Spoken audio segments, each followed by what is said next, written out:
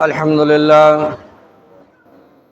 لله نحمده ونستعينه ونستغفره ونؤمن به ونتوكل عليه ونعوذ بالله من شرور أنفسنا ومن سيئات أعمالنا من يهد الله فلا مضل له ومن يضلله فلا هادي له ونشهد أن لا إله إلا الله وحده لا شريك له لا ضد له ولا ند له ولا مثل له ولا مثيل له ونشهد أن سيدنا وسندنا وحبيب قلوبنا وأولانا ومولانا محمدا عبده ورسوله الذي أرسله بالحق بشيرا ونذيرا وداعيا إلى الله بإذنه وسراجا منيرا. قال الله تبارك وتعالى في شأن حبيبه ومحبوبه مخبرا وآمرا: اللهم صل على محمد وعلى آل محمد كما صليت على إبراهيم وعلى آل إبراهيم إنك حميد مجيد. اللهم بارك على محمد وعلى آل محمد كما باركت على إبراهيم وعلى آل إبراهيم إنك حميد مجيد.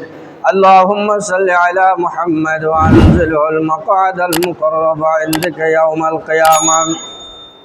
بسم الله الرحمن الرحيم. قل إن كنتم تحبون الله فاتبعوني يحببكم الله ويغفر لكم ذنوبكم والله غفور رحيم. صدق الله مولانا العظيم. وقال رسول الله صلى الله عليه وسلم: المرء مع من أحب.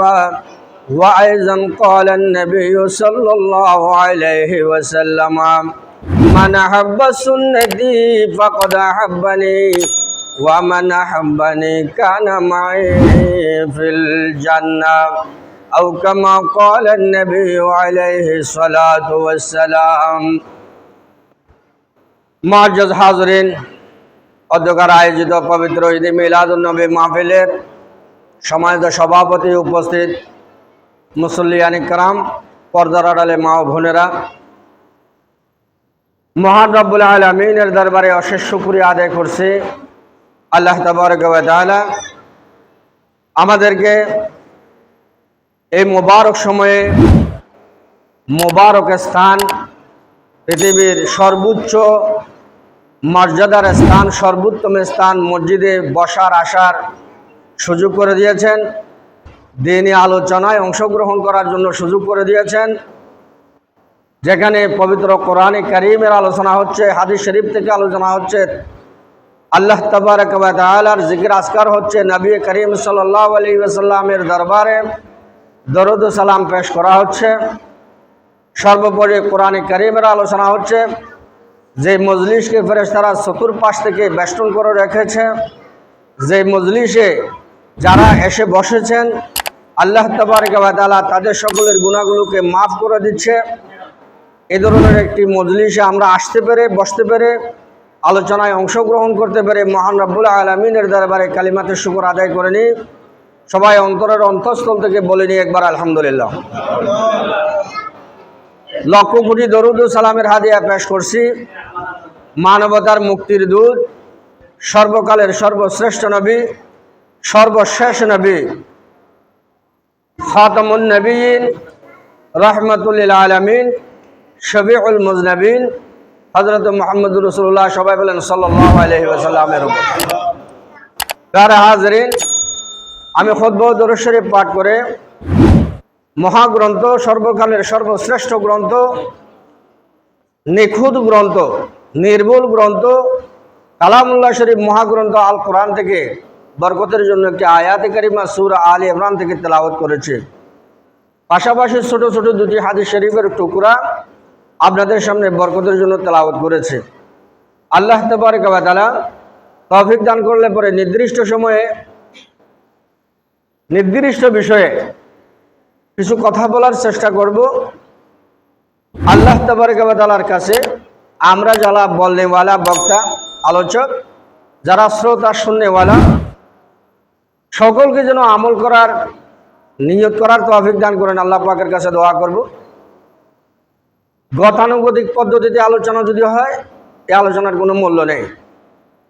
আর যদি একটি নির্দিষ্ট উদ্দেশ্যকে সামনে রেখে যদি আমাদের এই আয়োজন হয়ে থাকে, এই আয়োজন থেকে ইনশাআল্লাহ আমরা আজকেও যেমন উপকৃত হব, যতদিন আমরা বাঁচবো ততদিন উপকৃত হব, পরকালেও ইনশাআল্লাহ আমরা আজকের এই মাহফিল থেকে উপকৃত হব। এই জন্য ভাই আমরা শুরুতে নিয়তকে বিশুদ্ধ করে নেই। হাদিস শরীফের মধ্যে আসছে ইন্নামাল আমালু বিন্নিয়াত, এই কথাটা আপনারা সকলে জানেন। হাদিসের এই অংশটুকু বাংলা শিক্ষিত, আরবি শিক্ষিত সাধারণ জনগণ প্রায় সময়, যেহেতু ওলামায়ে কেরামগণ এই হাদিসটি বেশি বেশি বলে থাকেন, এজন্য সকলের কাছে এই হাদিসটি বললে পরে যেন আপনার আগে থেকে জানা বিষয়টি যেন আবার নতুন করে উজ্জীবিত হয়। এই জন্য এই হাদিসটি সকলের কাছে জানা আছে, ইন্নামাল আমালু বিন্নিয়াত। আমাদের ইহকালীন পরকালীন যত কাজেই আমরা করি না কেন, প্রত্যেকটি কাজ যদি বিশুদ্ধ নিয়তে করা হয়, তাহলে আপনার এই কাজটার মধ্যে আমি দুনিয়াতেও উপকৃত হব, পরকালেও আমি উপকৃত হব। এই জন্য রাসূল করিম সাল্লাল্লাহু আলাইহি ওয়াসাল্লাম বলেছেন, আখলিস দীনাকা ইয়াকফিকাল আমালুল কালিল। বলা হচ্ছে তোমার দিন, তুমি যে কাজটুকু করবা, তোমার দিনকে তুমি এখলাসের উপরে নির্ভর করো। এখলাসের সহিত তোমার প্রত্যেকটা কাজ করো, অর্থাৎ নিয়তকে বিশুদ্ধ করে তোমার কাজটুকু করার পরিকল্পনা এবং কাজের ধরন ওইভাবে করো। ইয়াকফিকাল আমালুল কালিল, অল্প আমলই তোমার জন্য যথেষ্ট হয়ে যাবে। অল্প আমলই তোমার জন্য যথেষ্ট হয়ে যাবে। বলা হচ্ছে যদি নিয়ত বিশুদ্ধ করে কেউ আল্লাহর রাস্তায় একটি খেজুর দান করে, ওই খেজুর দানের বিনিময়ে আল্লাহ তাবারক ওয়া তাআলা উহুদ পাহাড় সম পরিমাণ স্বর্ণ চাঁদি মূল্যবান সম্পদ আল্লাহর রাস্তায় দান করলে যে সওয়াব হবে, সে সওয়াব আপনার আমলনামায় লিখে দেওয়া হবে। আর যদি নিয়ত বিশুদ্ধ না হয়, উহুদ পাহাড় সম পরিমাণ স্বর্ণ চাঁদি আল্লাহর রাস্তায় দান করার পরেও বিন্দু পরিমাণ সওয়াবও আপনার আমলনামায় লেখা হবে না, যদি নিয়তটা বিশুদ্ধ না হয়। কাজেই আমরা প্রত্যেকটা কাজকে বিশুদ্ধ নিয়তের উপরে নির্ভর করে আমরা করবো। আজকে এখানে আসা বসা সব কিছু যদি একমাত্র আল্লাহর জন্য যদি হয়ে থাকে, তাহলে এখানে আমরা আসা, কথা বলা, আপনারা আসা, আলোচনা শোনা, এগুলো সব কাজে দিবে। হাদিস শরীফের মধ্যে আসছে, কেউ যদি একটি মাসআলা কোনো একটা মাজলিসের মধ্যে এমন একটি মাসআলা যদি শিখে, যেই মাসআলাটা বাস্তবায়ন করা আজকের এক্ষণেই সম্ভব না, এই মুহূর্তে সম্ভব না, তারপরেও সেই মাসআলাটা যদি কোনো একটা মজলিস থেকে কেউ যদি জেনে নেয় আর যদি আমল করার নিয়ত যদি জেনে নেয়, তাহলে তার আমলনামায় 1000 রাকাত নফল নামাজ পড়লে যে সওয়াব হবে, সে সওয়াব তার আমলনামায় লিখে দেওয়া হবে। কথা বুঝে আসছে? এই জন্য ভাই আমরা যে কোনো কাজই করব একমাত্র আল্লাহকে রাজি খুশি করার জন্য করব। নতুন পাড়া বেদবেদি জামে মসজিদ কর্তৃপক্ষ, পরিচালনা কমিটি, এলাকাবাসী মিলে আজকে এখানে মিলাদুন্নবীর আয়োজন করেছেন। মিলাদুন্নবীর আয়োজন নিছক এটা অত্যন্ত গুরুত্বপূর্ণ একটি বিষয়। রাসূল করিম সাল্লাল্লাহু আলাইহি ওয়াসাল্লাম যদি পৃথিবীতে সৃষ্টি না করতেন, আমরা কি কোনো কিছু পাইতাম? এই দুনিয়াটাকে সৃষ্টি হতো? কাজেই রাসূল করিম সাল্লাল্লাহু আলাইহি ওয়াসাল্লামের আগমনের আলোচনা, পর্যালোচনা, এই বিষয়গুলোর উপরে কোরআন হাদিসের আলোচনা, হাদিস শরীফের আলোচনা, এগুলো আমাদের পরস্পর আলোচনা, পর্যালোচনা, মোজাকারা করতে হবে। যদি আমরা এগুলো মোজাকারা যদি না করি, পরস্পর আলোচনা যদি আমরা না করি, আমি জানলাম, আমার পরবর্তী জেনারেশন তো আর জানলো না, ঠিক আছে না? এই জন্য পরস্পর এগুলো আলোচনা পর্যায়ক্রমে থাকতে হবে। আজকের এই ধারাবাহিকতায় আমি একজন নগণ্য ব্যক্তিকে আজকে এখানে প্রধান অতিথি করা হয়েছে। কি কারণে করা হয়েছে এগুলো আল্লাহ ভালো জানে। আলোচনার জন্য সুযোগ করে দিয়েছেন, এই জন্য অত্র এলাকাবাসীকে আমার পক্ষ থেকে ওলামা পরিষদ রাঙ্গামাটি পার্বত্য জেলার পক্ষ থেকে, আমার মসজিদ পরিচালনা কমিটির পক্ষ থেকে, সকলের পক্ষ থেকে আপনাদেরকে অত্যন্ত ধন্যবাদ জানাচ্ছি। সম্মানিত হাজরিন, আমি পবিত্র কালামুল্লাহ শরীফ থেকে একটি আয়াতে কারিমা তেলাওয়াত করেছি। এই আয়াতের মধ্যে আল্লাহ তাবারক ওয়া তাআলা আমাদেরকে একটি গুরুত্বপূর্ণ বিষয় জানিয়েছেন। এই যে সেই বিষয়গুলো যদি আমরা মেনে চলি, এর পাশাপাশি আমি রসুল করিম সাল্লাল্লাহু আলাইহি ওয়াসাল্লামের দুটি ছোট ছোট হাদিস তেলাওয়াত করেছি। ওই হাদিসের উপর যদি আমল করি, আজকের এই পুরো মজলিসের যে আয়োজন, আপনাদের এলাকাবাসীর পক্ষ থেকে আয়োজন, এই আয়োজন কিন্তু কামিয়াব হয়ে যাবে। তাহলে চলুন আমরা জেনে নিই। আমি যে আয়াতটি তেলাওয়াত করেছি এটা সূরা আলে ইমরানের। রসুল করিম সাল্লাল্লাহু আলাইহি ওয়াসাল্লামের জীবনী নিয়ে, রসুল করিম সাল্লাল্লাহু আলাইহি ওয়াসাল্লামের শান ও মান নিয়ে, রসুল করিম সাল্লাল্লাহু আলাইহি ওয়াসাল্লামের মহব্বতের উপরে কোরআনে কারীমের শুরু থেকে শেষ পর্যন্ত এমন কোনো লাইন, এমন কোনো পেজ, এমন কোনো সাতরা, এমন কোনো শব্দ নাই যেখানে রসুল করিম সাল্লাল্লাহু আলাইহি ওয়াসাল্লামের কথা বলা হয়নি। পুরো কোরআন শরীফটা মূলত রসুল করিম সাল্লাল্লাহু আলাইহি ওয়াসাল্লামকে কেন্দ্র করে আসছে। তারপরেও কোরআন কারীমের বিশেষ বিশেষ কিছু সূরার মধ্যে, বিশেষ বিশেষ কিছু আয়াতের মধ্যে স্পেসিফিক রসুল করিম সাল্লাল্লাহু আলাইহি ওয়াসাল্লামের কিছু বর্ণনা চলে আসছে। তার মধ্যে একটি আয়াত হলো যে এই আয়াতটি। আল্লাহ তাবারক ওয়া তাআলা বলেন, বিসমিল্লাহির রহমানির রহিম, কুল ইন কুনতুম তুহিব্বুনাল্লাহ ফাত্তাবিউনি ইউহিব্বুকুমুল্লাহ ওয়া ইয়াগফির লাকুম যুনুবাকুম ওয়াল্লাহু গফুরুর রহিম। সাদাকাল্লাহু মাওলানাল আযীম। আল্লাহ তাবারক ওয়া তাআলা এই আয়াতের মধ্যে রসুল করিম সাল্লাল্লাহু আলাইহি ওয়াসাল্লামকে উদ্দেশ্য করে বলেন, হে রাসূল, আপনি বলে দিন, জগৎবাসীকে বলে দিন, আপনার উম্মতের নরনারীদেরকে বলে দিন, জগৎবাসীকে কিয়ামত পর্যন্ত যত মানুষ আসবে সকলকে বলে দিন, ইন কুনতুম তুহিব্বুনাল্লাহ, হে জগৎবাসীগণ, তোমরা যদি আল্লাহকে ভালোবাসো, ইন কুনতুম তুহিব্বুনাল্লাহ ফাত্তাবিউনি, তাদেরকে বলে দেন তারা যেন আপনার অনুসরণ করে, আপনার যেন ইত্তেবা করে। ইন কুনতুম তুহিব্বুনাল্লাহ ফাত্তাবিউনি ইউহিব্বুকুমুল্লাহ। এরপরে আল্লাহ তাবারক ওয়া তাআলা বলেন, যদি জগৎবাসী, আপনার উম্মতের নরনারী কিয়ামত পর্যন্ত যত মানুষ আসবে, তারা আপনার এই কথাটা শুনে, এই মেসেজটা শুনে তারা যদি আল্লাহর ভালোবাসা অর্জনের জন্য আপনার যদি অনুসরণ করে, তাহলে আমি তাদেরকে ভালোবাসবো, এই কথাটা আপনি বলে দেন। তাহলে কি বোঝা গেল? আল্লাহ তাবারক ওয়া তাআলার ভালোবাসা, হুব্বুল্লাহি জাল্লা জালালুহু মাওকুফুন আলা ইতাআত রাসূলিল্লাহি সাল্লাল্লাহু আলাইহি ওয়াসাল্লাম। আল্লাহ তাবারক ওয়া তাআলার মুহাব্বত, এটা মওকুফ হচ্ছে কার উপরে? রসুল করিম সাল্লাল্লাহু আলাইহি ওয়াসাল্লামের ইতাআতের উপরে। এখন আমাকে বুঝতে হবে, আপনাকে বুঝতে হবে, মাহিয়াল ইতাআত, ইতাআত কাকে বলে? রসুল করিম সাল্লাল্লাহু আলাইহি ওয়াসাল্লাম আল্লাহর পক্ষ থেকে যে আদেশ নিষেধ নিয়ে এসেছেন সেগুলো যথাযথভাবে পালন করা, এবং যে আদেশ নিষেধগুলো ছেড়ে দিতে বলেছেন সেগুলোকে পরিহার করা, এটা হচ্ছে ইতাআত। এটা আবার কোথায় আছে? এটা কোরআন কারীমের আরেকটা আয়াতের মধ্যে আছে। আল্লাহ তাবারক ওয়া তাআলা বলেন, বিসমিল্লাহির রহমানির রহিম, মা আতাকুমুর রাসূলু ফাখুযুহু ওয়া মা নাহাকুম আনহু ফান্তাহু। এটা সূরা হাশরের আয়াত। আল্লাহ তাবারক ওয়া তাআলা বলেন, মা আতাকুমুর রাসূলু ফাখুযুহু। রাসূলুল্লাহ সাল্লাল্লাহু আলাইহি ওয়াসাল্লামকে বলেছেন, হে রাসূল, আপনি আপনার লোকজনকে বলে দেন, উম্মতকে বলে দেন যে আমি আল্লাহ পাকের পক্ষ থেকে, অর্থাৎ নবী করিম সাল্লাল্লাহু আলাইহি ওয়াসাল্লাম আল্লাহর পক্ষ থেকে যত আদেশ নিষেধ নিয়ে এসেছেন সেগুলো মানুষ যেন যথাযথভাবে পালন করে, আর যে আদেশ নিষেধগুলো আল্লাহর পক্ষ থেকে নিয়ে এসেছেন, যেগুলো নিষেধ করেছেন, সেগুলো যেন পরিপূর্ণভাবে ছেড়ে দেয়। এটার নাম হচ্ছে ইতাআত। এটার নাম কি? ইতাআত। তাহলে আমরা কি বুঝতে পারছি? দেখেন, রসুল আল্লাহ তাবারক ওয়া তাআলার ভালোবাসা এটা ডিপেন্ড করতেছে কার উপরে? রসুল করিম সাল্লাল্লাহু আলাইহি ওয়াসাল্লামের পদাঙ্ক অনুসরণের উপরে। আর রসুল করিম সাল্লাল্লাহু আলাইহি ওয়াসাল্লামের অনুসরণ কোথায়?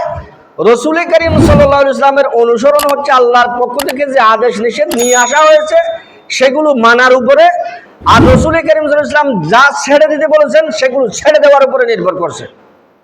কথা পরিষ্কার? এরপরে আল্লাহ তাবারক ওয়া তাআলা বলেন, যদি এটা হয় ইউহিব্বুকুমুল্লাহ, তখন আল্লাহ তাআলা একটা ঘোষণা দিচ্ছেন, রিওয়ার্ড দিচ্ছেন, পুরস্কার ঘোষণা করছেন আল্লাহর পক্ষ থেকে।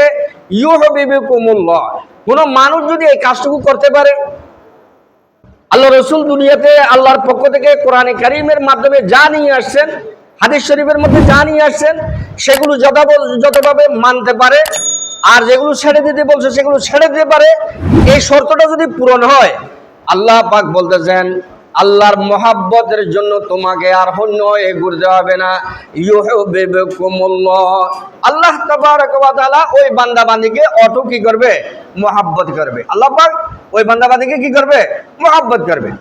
ওয়া ইয়াগফির লাকুম যুনুবাকুম, শুধু মহাব্বত করবে না, ওয়া ইয়াগফির লাকুম যুনুবাকুম ওয়া ইয়াগফির লাকুম যুনুবাকুম। আল্লাহ পাক বলেন শুধু মহাব্বত করব তাই নয়, তোমাদের এই বাস্তব জীবনে দুনিয়ার জিন্দেগিতে তোমাদের ভুল ত্রুটির কারণে যত অন্যায় হয়েছে, গুনাহ হয়েছে, যত অপরাধ করেছো তোমরা, তোমাদের সকল অপরাধগুলোকে আমি ক্ষমা করে দেব। সবাই বলেন সুবহানাল্লাহ। ওয়া ইয়াগফির লাকুম যুনুবাকুম ওয়াল্লাহু গফুরুর রহিম। বান্দাদের গুনাহ ক্ষমা করার জন্য আল্লাহ ছাড়া কি আর কেউ আছে? আল্লাহ বলেছেন আল্লাহ তো একমাত্র বান্দাদের গুনাহগুলো ক্ষমা করে নেওয়ালা, আল্লাহ তো মানুষের উপরে রহমত বর্ষণ করে নেওয়ালা। এজন্য আল্লাহ তাবারক ওয়া তাআলা বলেন আল্লাহু গফুরুর রহিম। এজন্য তাহলে আমাদের রাসূল করিম সাল্লাল্লাহু আলাইহি ওয়াসাল্লামের ইতাআতের উপরে আমাদের কি করতে হবে? খেয়াল করতে হবে।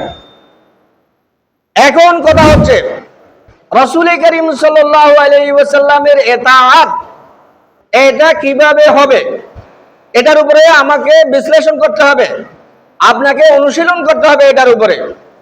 রাসূল করিম সাল্লাল্লাহু আলাইহি ওয়াসাল্লাম একদিন সাহাবায়ে কেরামদের মাঝে এইভাবে বলছেন, কুল্লু উম্মতি ইয়াদখুলুনাল জান্নাতা ইল্লা মান আবা। রাসূল করিম সাল্লাল্লাহু আলাইহি ওয়াসাল্লাম বলেছেন আমার উম্মতের সকল নরনারীরা বেহেশতে দাখিল হবে, ইল্লা মান আবা, শুধুমাত্র তারা জান্নাতে প্রবেশ করতে পারবে না যারা আমাকে অস্বীকার করে। রাসূল করিম সাল্লাল্লাহু আলাইহি ওয়াসাল্লাম এটা বলার পরে সাহাবায়ে কেরামগণ জিজ্ঞাসা করলেন, ইয়া রাসূলুল্লাহ সাল্লাল্লাহু আলাইহি ওয়াসাল্লাম, পৃথিবীতে এমন কে বা কারা আছে যারা আপনাকে অস্বীকার করে? বলে যারা আমার ইতাআত করবে দাখালাল জান্নাহ। ক্বালা রাসূলুল্লাহ সাল্লাল্লাহু আলাইহি ওয়াসাল্লাম, ক্বালা রাসূলুল্লাহ সাল্লাল্লাহু আলাইহি ওয়াসাল্লাম, মান আতাআনি দাখালাল জান্নাহ ওয়া মান আসানি ফাকাদ আবা। যে বা যারা, যে পুরুষ বা মহিলা আমার অনুসরণ করবে সে জান্নাতে প্রবেশ করবে, আর যে লোক আমাকে অস্বীকার করবে, আমাকে অস্বীকার করবে, সে কাফের হয়ে যাবে, সে জান্নাতে প্রবেশ করবে না, তার জন্য জাহান্নাম অবধারিত হয়ে যাবে। তাহলে পরিষ্কার হয়ে গেল রাসূল করিম সাল্লাল্লাহু আলাইহি ওয়াসাল্লামের অনুসরণের উপরে নির্ভর করে আমাদের জান্নাত থাকবে, আর না হয় রাসূল করিম সাল্লাল্লাহু আলাইহি ওয়াসাল্লামের অনুসরণ যদি আমরা না করি তাহলে আমাদের জন্য জান্নাত থাকবে না, জান্নাতের ওখান থেকে আমাদের নাম ক্যান্সেল হয়ে যাবে, অটো আমি জাহান্নামে চলে যাব। এখন খেয়াল করেন, আপনি আমি রাসূল করিম সাল্লাল্লাহু আলাইহি ওয়াসাল্লামের অনুসরণযোগ্য কার্যক্রম কি আমি করে থাকি, না রাসূল করিম সাল্লাল্লাহু আলাইহি ওয়াসাল্লামের অনুসরণযোগ্য নয় এই জাতীয় কাজের মধ্যে আমি লিপ্ত আছি? আল্লাহ এবং আল্লাহ রসুল যে কাজগুলো করতে বলেছেন আমি কি সেগুলো করি, নাকি আল্লাহ এবং আল্লাহ রসুল যে কাজগুলো ছাড়তে বলেছেন আমি সেগুলো করি? এটা আপনাকে এইটার উপরে এই যে থিওরির উপর আপনাকে এই কষ্টিপাতরের উপর আপনাকে মাপজুব করতে হবে। রাসূল করিম সাল্লাল্লাহু আলাইহি ওয়াসাল্লাম যতদিন দুনিয়াতে জিন্দা ছিলেন, দুনিয়াতে অবস্থান করেছিলেন 63 বছরের জিন্দেগি, সাহাবায়ে কেরামগণ রাসূল করিম সাল্লাল্লাহু আলাইহি ওয়াসাল্লামকে চোখে সচক্ষে দেখে ঈমান এনেছে এবং রাসূল করিম সাল্লাল্লাহু আলাইহি ওয়াসাল্লামের শিখানো আমলের উপরে তারা আমল করেছে। রাসূল করিম সাল্লাল্লাহু আলাইহি ওয়াসাল্লাম রাসূল করিম সাল্লাল্লাহু আলাইহি ওয়াসাল্লাম যেভাবে বলেছেন সেভাবে কাজ করেছে, কিন্তু আমরা কি এখন রাসূল করিম সাল্লাল্লাহু আলাইহি ওয়াসাল্লামকে দেখে দেখে সে আমল করতে পারবো? আমাদের কি সেই সুযোগ আছে? নাই। তাহলে আমাদের জন্য কি করণীয়? কি আমাদের জন্য করণীয় হলো, রাসূল করিম সাল্লাল্লাহু আলাইহি ওয়াসাল্লাম বলেছেন, ক্বালা নবী সাল্লাল্লাহু আলাইহি ওয়াসাল্লাম, তারাকতু ফীকুম আমরাইন, তারাকতু ফীকুম আমরাইন, তারাকতু ফীকুম আমরাইন লান তাদিল্লু মা তামাসসাকতুম বিহিমা কিতাবাল্লাহি ওয়া সুন্নাত রাসূলি আও কামা ক্বালা নবী আলাইহি সাল্লাতু ওয়াস সালাম। রাসূল করিম সাল্লাল্লাহু আলাইহি ওয়াসাল্লাম যেহেতু আমাদের মাঝে নেই, তিনি যেহেতু তিরোধানে চলে গেছেন, যাওয়ার পূর্বে তিনি আমাদের জন্য দুটি বিশেষ বিষয় আমাদের জন্য ছেড়ে গেছেন। রাসূল করিম সাল্লাল্লাহু আলাইহি ওয়াসাল্লাম তিরোধানে যাওয়ার পূর্বে বলেছেন, আমি তোমাদের জন্য দুটি জিনিস রেখে যাচ্ছি, দুটি মূল্যবান জিনিস তোমাদের জন্য আমি রেখে যাচ্ছি। লান তাদিল্লু মা তামাসসাকতুম বিহিমা, যতদিন পর্যন্ত আমার উম্মতের নরনারী, যতদিন পর্যন্ত এই জগতের মানুষজন, যতদিন পর্যন্ত আমার উম্মতের নরনারী এই দুটি বিষয়কে মজবুতের সহিত ধরে রাখবে, লান তাদিল্লু মা তামাসসাকতুম বিহিমা, তারা কখনো পথভ্রষ্ট হবে না, কখনো তারা পথ হারা হবে না, নির্যাতিত হবে না, নিষ্পেষিত হবে না, নিগৃহীত হবে না, তারা নির্যাতিত হবে না, ঈমান হারা হবে না, সর্বোপরি তারা ঈমান হারা হবে না, ঈমান হারা হয়ে দুনিয়া থেকে তাদেরকে যাইতে হবে না। প্রশ্ন হচ্ছে সেই দুটি জিনিস কি? সেই দুটি জিনিস এখন আমি বলবো, ওই দুটি জিনিস কিন্তু আজকের সমাজে আমাদের কাছে অবহেলিত। একটি হলো কিতাব আল্লাহ, একটি কিতাব আল্লাহ। এক নম্বর কি? কিতাব আল্লাহ, আল্লাহ তাবারক ওয়া তাআলার কিতাব। আল্লাহ পাকের কিতাবের নাম কি? কোরআন মাজিদ। আল্লাহ পাকের কিতাবের নাম কি? বিসমিল্লাহির রহমানির রহিম, আলিফ লাম মিম, যালিকাল কিতাব লা রায়বা ফি হুদাল লিল মুত্তাকিন, লা রায়বা ফি হুদাল লিল মুত্তাকিন, যালিকাল কিতাব। আল্লাহ তাবারক ওয়া তাআলা শুরুতে হুরুফুল মুকাত্তাআতের মাধ্যমে শপথ করে বলেছেন, আলিফ লাম মিম, যালিকাল কিতাব, এটি এমন একটি কিতাব, লা রায়বা ফি, যে কিতাবের মধ্যে কোনো সন্দেহ নেই, ভুল হওয়ার তো কোনো সম্ভাবনাই নেই, ভুল হওয়ার কোনো সম্ভাবনা নাই, সন্দেহের কোনো চিন্তা করার অবকাশ নাই। লা রায়বা ফি, এই কিতাবটি কি জন্য দিয়েছে? হুদাল লিল মুত্তাকিন, হুদাল লিল মুত্তাকিন, হুদাল লিল মুত্তাকিন, মুত্তাকিনদের হেদায়েতের জন্য এই কিতাবটি দেওয়া হয়েছে, মুত্তাকিনদের হেদায়েতের জন্য এই কিতাবটি দেওয়া হয়েছে। আল্লাহ রাসূলও সেই কথাটা বলেছেন, আমি তোমাদের জন্য এমন দুটি জিনিস রেখে যাচ্ছি, লান তাদিল্লু মা তামাসসাকতুম বিহিমা, যতদিন পর্যন্ত তোমরা এই দুটি বিষয়কে মজবুতের সহিত ধরে রাখতে পারবে, মা তামাসসাকতুম বিহিমা, লান তাদিল্লু মা তামাসসাকতুম বিহিমা, তোমরা কখনো পথভ্রষ্ট হবে না। একটা হচ্ছে কিতাব আল্লাহ, আল্লাহ পাকের কিতাব, এই কিতাবের কথা বলা হচ্ছে। এই কিতাবটার মধ্যে, এই কিতাবটা আজকে আমাদের সমাজে আমাদের কাছে অবহেলিত। এই কিতাবটা মানব জাতির হিদায়াতের প্রেসক্রিপশন, গোটা জিন্দেগির জন্য এই কিতাবটা হচ্ছে মানব জাতির হিদায়াতের প্রেসক্রিপশন। এখানে ৬৬৬৬ আয়াত রয়েছে। ৬৬৬৬ আয়াতের মধ্যে প্রত্যেকটা অক্ষর, প্রত্যেকটা লাইন, প্রত্যেকটা আয়াত, প্রত্যেকটা সূরা মানব জাতির কল্যাণের জন্য দেওয়া হয়েছে, মানব জাতির কল্যাণের জন্য দেওয়া হয়েছে।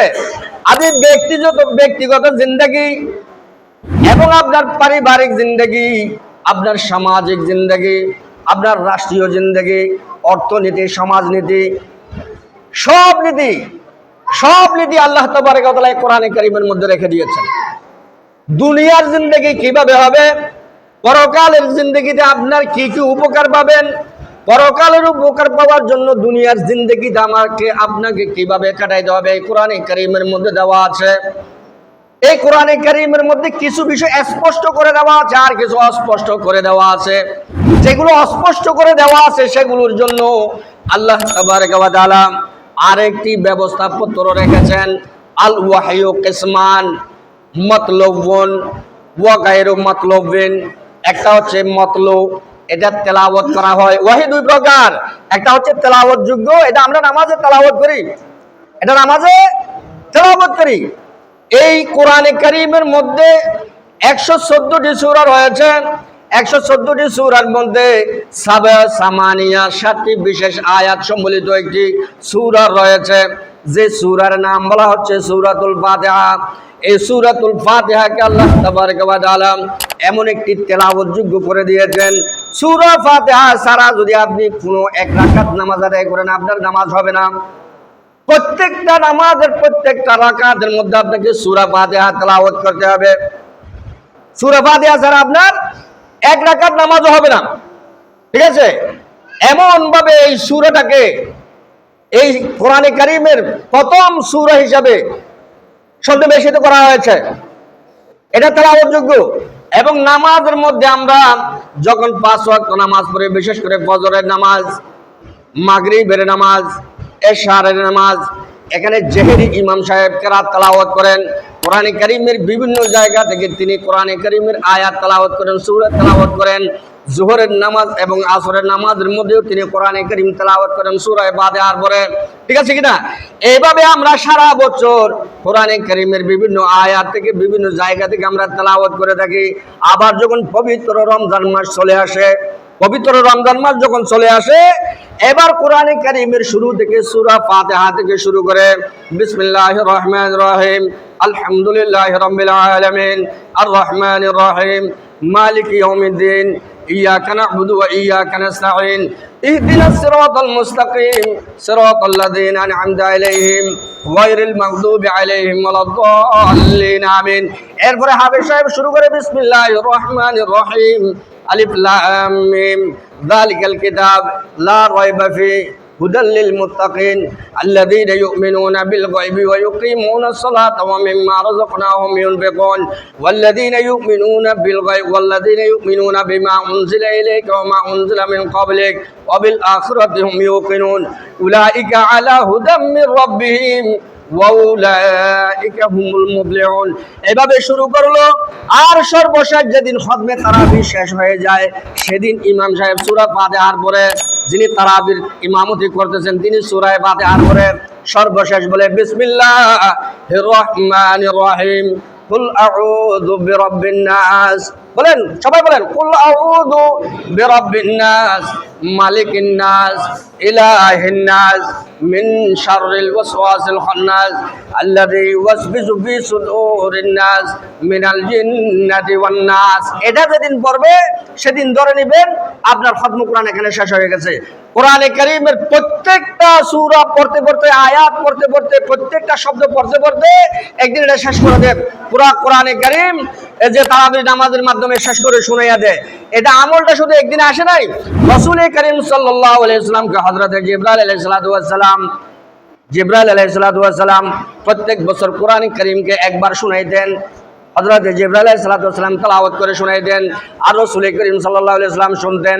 যে বছর রাসূল কারীম সাল্লাল্লাহু আলাইহি ওয়াসাল্লাম দুনিয়া থেকে বিদায় নিয়ে যাবেন, সেই বছর হযরত জিবরাইল আলাইহিস সালাম দুইবার শুনাইছেন, আর রাসূলুল্লাহ সাল্লাল্লাহু আলাইহি ওয়াসাল্লাম দুইবার শুনেছেন। কথা বুঝে আসছে? এই সিস্টেমটা ওখান থেকে আসছে মূলত।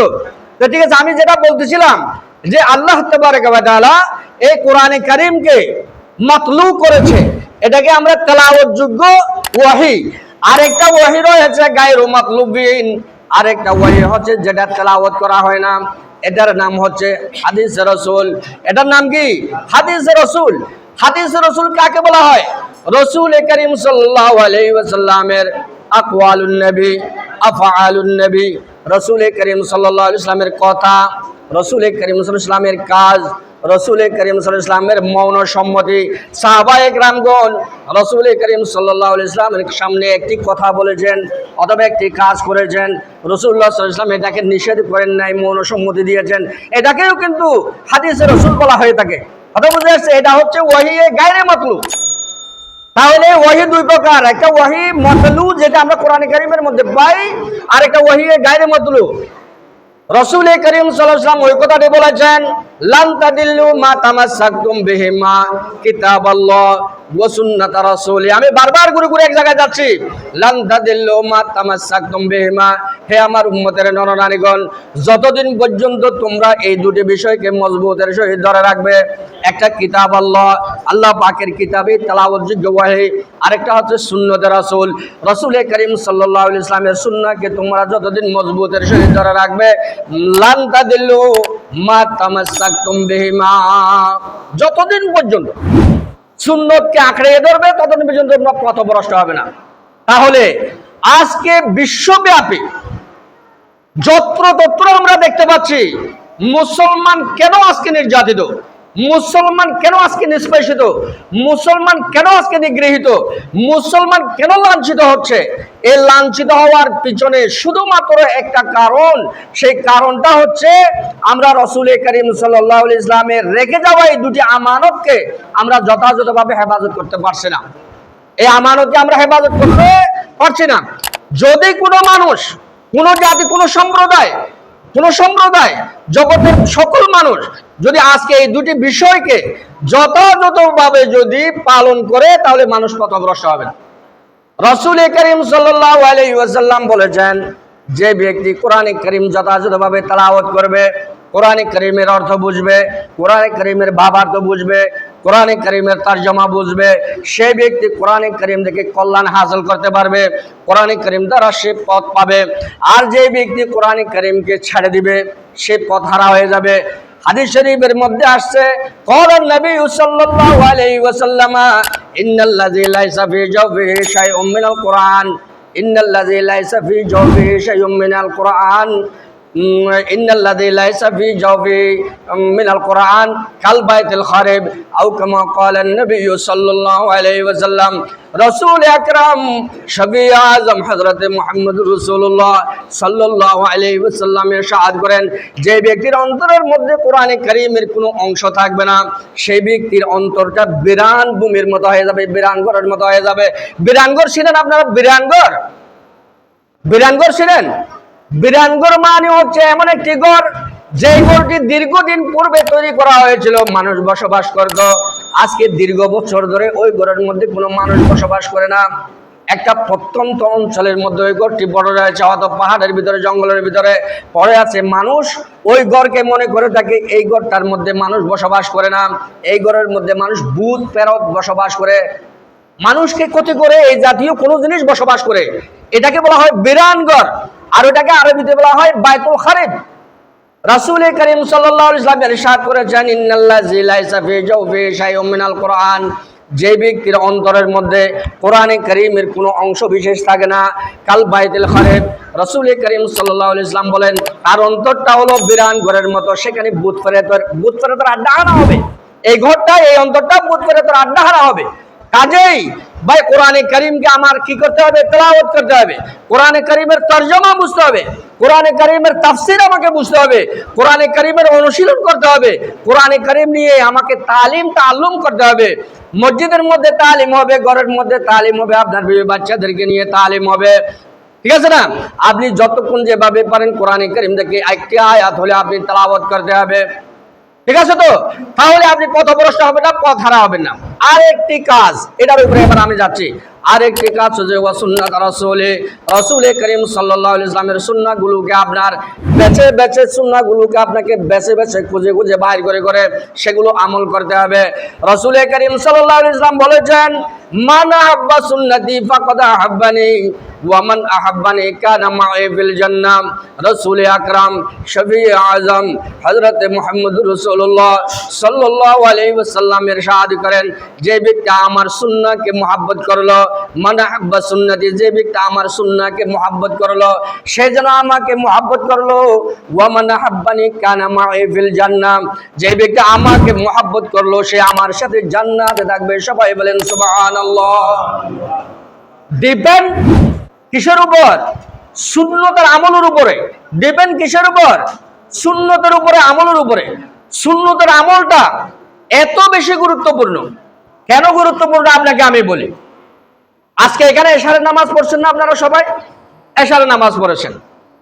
এশারের নামাজ পড়ার সময় দেখেন আপনারা সবাই ওযু করছেন না? সবাই ওযু করেছেন।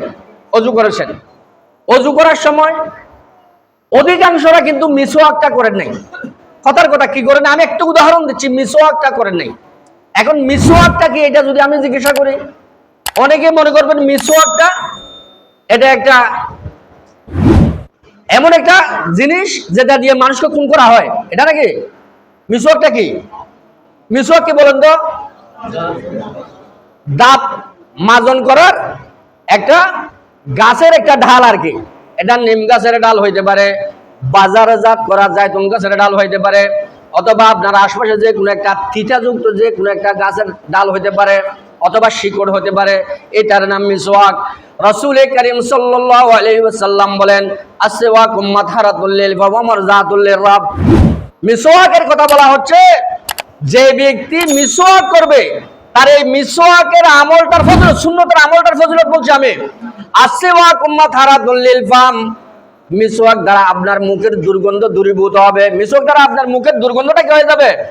দুর্গন্ধ হয়ে যাবে। তো মুখের দুর্গন্ধ দূরীভূত হওয়ার সাথে ওযুর সাথে নামাজের সাথে সম্পর্ক কি? বিশাল একটা সম্পর্ক। রাসূল কারীম সাল্লাল্লাহু আলাইহি ওয়াসাল্লাম বলেছেন, তোমরা যতক্ষণ পর্যন্ত তোমাদের মুখের দুর্গন্ধ বাইর হবে ততক্ষণ পর্যন্ত তোমরা মসজিদে প্রবেশ করবে না। খেয়াল করেন, তোমরা এমন কোন খাবার, যে খাবার খাওয়ার পরে মুখ থেকে দুর্গন্ধ বাইর হয়, যেমন পেঁয়াজ রসুন আছে, এই জাতীয় খাবার, যে খাবার খাইলে পরে মুখ থেকে দুর্গন্ধ বাইর হয়, এই খাবার খাওয়ার পরে মিসওয়াক করা ব্যতীত তোমরা মসজিদে প্রবেশ করবে না। কারণ মসজিদে তোমার পাশে যে লোকটা আছে, তোমার মুখের দুর্গন্ধের কারণে তার কি হয়? কষ্ট হয়। শুধু তার কষ্ট হয় না, তোমাকে যে সেফটি করা যে ফেরেশতা রয়েছে তাদেরও কিন্তু কষ্ট হয়ে থাকে। এজন্য বলা হয়েছে তুমি মিসওয়াক করে আসো, তুমি মিসওয়াক করে আসো। রাসূল কারীম সাল্লাল্লাহু আলাইহি ওয়াসাল্লাম বলছেন, আসওয়াক মাতহারাতুল লিল ফাম, এই মিসওয়াক করার কারণে তোমার মুখের দুর্গন্ধটা দূরীভূত হয়ে যায়।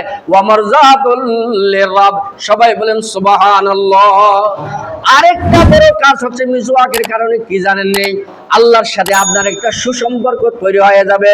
আপনার মিসওয়াক করে ইবাদত করার কারণে, যে ইবাদতের মাধ্যমে আপনি আল্লাহকে ডাকছেন, ওই ইবাদতটা আপনাকে আল্লাহর কাছাকাছি করে দেবে। সবাই বলেন সুবহানাল্লাহ।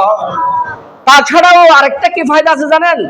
যদি আপনারা মিসওয়াক করে যে আজকে মসজিদে আসতেন, মসজিদে যদি এশারের নামাজটা পড়তেন, আপনি এশারের নামাজ পড়ছেন এক ওয়াক্ত, এশারের নামাজ পড়ছেন কি এক ওয়াক্ত, ওই এক ওয়াক্ত নামাজ 70 ওয়াক্ত নামাজ দ্বারা আল্লাহ পাক ভরপুর করে দিত। সবাই বলেন সুবহানাল্লাহ। যারা মিসওয়াক করছেন তারা কিন্তু 70 ওয়াক্ত নামাজ দ্বারা ভরপুর হয়ে গেছে তাদের নামাজটা। আর যারা মিসওয়াক করেন নাই, মিসওয়াক না করে মিসওয়াক থেকে বঞ্চিত হয়ে, যারা আপনি এশার নামাজ আদায় করেছেন, এক নামাজের সওয়াব পেয়েছেন, যারা মিসওয়াক করছে তারা এক নামাজের 70 নামাজের সওয়াব পেয়ে গেছে। এখন আপনি বলেন মিসওয়াক করবেন না না করবেন? মিসওয়াক করবেন না না করবেন? আমি মিসওয়াক দিয়ে একটা উদাহরণ দিলাম, আর এইভাবে প্রত্যেকটা সুন্নাহর কথা বলছি, শুধু মিসওয়াক না, প্রত্যেকটা সুন্নাহ। এইজন্য রাসূল কারীম সাল্লাল্লাহু আলাইহি ওয়াসাল্লাম বলেছেন, মান আহাব্বা সুন্নতি ফামান আহাব্বানি ওয়া মান আহাব্বানি কানা মা'i ফিল জান্নাহ। রাসূল আকরাম শফিয়ে আযম হযরত মুহাম্মদুর রাসূলুল্লাহ সাল্লাল্লাহু আলাইহি ওয়াসাল্লাম ইরশাদ করেন, যে ব্যক্তি আমার সুন্নাহকে মহব্বত করলো, সে যেন আমাকে মহব্বত করার কারণে, সে তো আমার সুন্নাহকে মহব্বত করলো, সে যেন আমাকে মহব্বত করলো। ওয়া মান আহাব্বানি কানা মা'i ফিল জান্নাহ, আর যে ব্যক্তি আমাকে মহব্বত করবে, আমাকে ভালোবাসবে, কাল কিয়ামতের মাঠে সে আমার সাথে জান্নাতে দাখিল হয়ে যাবে। সবাই বলেন সুবহানাল্লাহ। قال رسول الله صلى الله عليه وسلم إن رجلا سأل النبي صلى الله عليه وسلم متى الساعة يا رسول الله। মোহাব্বত কাকে বলে বুঝে নেন? মোহাব্বত কাকে বলে বুঝে নেন? মোহাব্বত শুধু আমি ভালোবাসি ভালোবাসি ভালোবাসি এটার নাম মোহাব্বত নয়। মোহাব্বত হলো কাজের নাম, মোহাব্বত কাজের নাম। সাহাবায়ে কেরামদের মধ্যে এক সাহাবী রাসূল কারীম সাল্লাল্লাহু আলাইহি ওয়াসাল্লাম সাহাবায়ে কেরামদের নিয়ে বসে আছেন। ইন্না রাজুলান সাআলান নবী সাল্লাল্লাহু আলাইহি ওয়াসাল্লাম মাতা সাআতু ইয়া রাসূলুল্লাহ। একজন সাহাবী রাসূল কারীম সাল্লাল্লাহু আলাইহি ওয়াসাল্লামের সামনে আসলেন, জিজ্ঞাসা করলেন, ইয়া রাসূলুল্লাহ সাল্লাল্লাহু আলাইহি ওয়াসাল্লাম, কিয়ামত কবে সংঘটিত হবে? ইন্না রাজুলান সাআলান নবী সাল্লাল্লাহু আলাইহি ওয়াসাল্লাম মাতা সাআতু ইয়া রাসূলুল্লাহ, কিয়ামত কবে সংঘটিত হবে? রাসূল কারীম সাল্লাল্লাহু আলাইহি ওয়াসাল্লাম তার প্রশ্ন শুনে শুনে বারবার ঘুরে ঘুরে যায়। ও এদিকে প্রশ্ন করে এদিকে ঘুরে যায়, এদিকে প্রশ্ন করে এদিকে ঘুরে যায়, আবার এদিকে প্রশ্ন করে এদিকে ঘুরে যায়। 2-3 বার প্রশ্ন করার পরে রাসূল করিম সাল্লাল্লাহু আলাইহি ওয়াসাল্লাম তাকে জিজ্ঞাসা করলেন, ও আমার সাহাবী, তুমি যে বারবার করে আমাকে প্রশ্ন করে যাচ্ছ, কিয়ামত কবে হবে, কিয়ামত কবে হবে? ইন্না সাআতা লাআতিয়াতু লা রাইবা ফি, কোরআন কারীমের মধ্যে তো বলে দেওয়া আছে কিয়ামত তো নির্ধারিত সময়ে অবশ্যই সংঘটিত হবে। কিয়ামত যেদিন হবে তার দিনক্ষণ আল্লাহ পাকে জানে, আর দুনিয়াতে আর কাউকে এই কথাটা বলা হয় নাই, কাউকে বলা হয় নাই। ঠিক আছে, সেই কিয়ামত সম্পর্কে তুমি কেন বারবার আমাকে প্রশ্ন করছো? এরপরে রাসূল করিম সাল্লাল্লাহু আলাইহি ওয়াসাল্লাম বলেছেন, তুমি বারবার যেহেতু কিয়ামত কবে সংঘটিত হবে, কিয়ামত কবে সংঘটিত হবে, কিয়ামত কবে সংঘটিত হবে, এই কথাটা তুমি বারবার করে আমাকে জিজ্ঞাসা করছো, তুমি কিয়ামতের জন্য কি সামান তৈরি করে রেখেছো বলো তো? কিয়ামতের জন্য কি সামান তৈরি করে রেখেছো? তখন রাসূল করিম সাল্লাল্লাহু আলাইহি ওয়াসাল্লামের এই প্রশ্নের উত্তরে ওই সাহাবী বলতেছেন, আল্লাহ, আমি আল্লাহর কসম করে বলছি, ইন্নী আহাব্বুল্লাহ ওয়া রাসূলা, ইয়া রাসূলুল্লাহ সাল্লাল্লাহু আলাইহি ওয়াসাল্লাম, আমি আল্লাহর কসম করে বলছি, আপনাকে সাক্ষী রেখে বলছি, আমি আল্লাহ এবং আল্লাহ রসুলকে আমার জীবনের সব কিছুর চেয়ে বেশি ভালোবাসি। সবাই বলেন সুবহানাল্লাহ। আমার আর কোনো সামান নাই, আমার আর কোনো সামান নাই, আমার সামান শুধু এটা। আমি দুর্বল সাহাবী, আমলের দিক থেকে দুর্বল, কমজোর, শারীরিক ভাবে দুর্বল, আমার কোনো আমল নেই। আমি দুর্বল সাহাবী, আমার কোনো আমল নেই। আল্লাহ পাকের কাছে সামান নিয়ে হাজির হবো এমন কোনো আমল নেই। শুধুমাত্র একটা সাহস আমার অন্তরের মধ্যে আছে।